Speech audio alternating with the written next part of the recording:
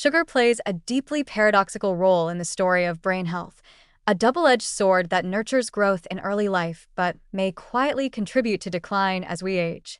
On one hand, glucose is absolutely essential for the developing brain. It serves as the primary energy source during fetal and early childhood stages, fueling rapid neuron growth, synapse formation, and the complex networking that forms the foundation of cognition, memory, and emotional regulation. Without sufficient glucose, the brain's architecture simply cannot be built properly. Yet on the other hand, chronic overconsumption of sugar, especially refined and added sugars, appears to fuel some of the very processes that underlie neurodegeneration later in life, including the aggregation of tau proteins and beta-amyloid plaques commonly associated with Alzheimer's disease. This contradiction is not just nutritional, it's biochemical.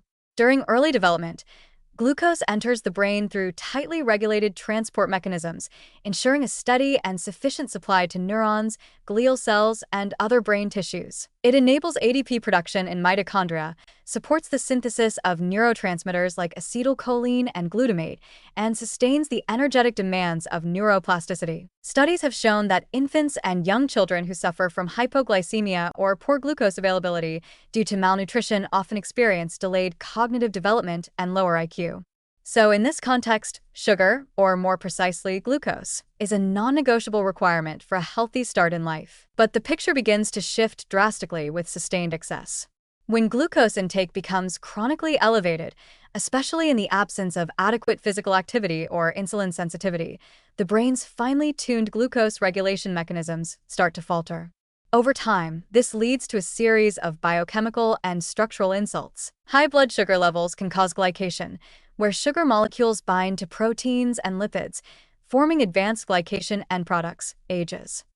These compounds are inflammatory and oxidative, and they directly damage neurons and glial cells. Perhaps more disturbingly, excessive sugar intake has been linked to the misfolding and accumulation of tau proteins and the formation of beta-amyloid plaques, two hallmarks of Alzheimer's disease. High glucose environments appear to accelerate these aggregations, possibly by overwhelming the brain's natural clearance systems or by impairing autophagy, the process by which cells clean up damaged components. Even in younger adults, research suggests that high-sugar diets are associated with reduced hippocampal volume and impaired memory performance.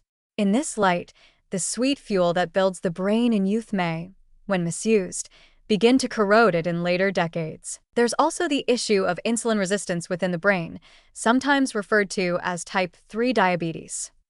The brain requires insulin not only for glucose uptake in certain regions, but also for regulating synaptic plasticity and memory formation. Chronic sugar overconsumption can lead to systemic insulin resistance, which eventually affects the brain as well, diminishing its capacity to utilize glucose efficiently. This metabolic dysfunction can start years before clinical symptoms of dementia appear. The warning, then, is stark.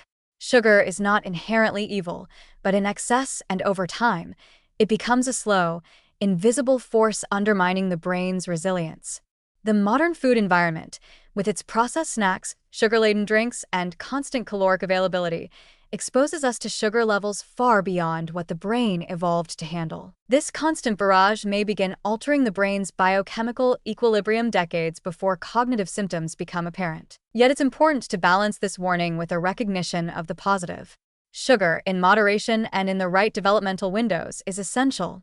Moreover, the damage of chronic glucose overload is not necessarily irreversible, especially if caught early. Dietary interventions that reduce refined carbohydrate intake, emphasize whole foods with low glycemic load, and support insulin sensitivity can slow or even partially reverse cognitive decline. Physical activity, intermittent fasting, and nutrient-dense diets like the Mediterranean or MIND diets have been shown to improve both metabolic and cognitive outcomes. Understanding the dual role of sugar in brain development and decline requires us to move beyond simplistic thinking.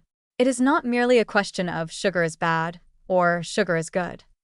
It's about dosage, timing, context, and metabolic health.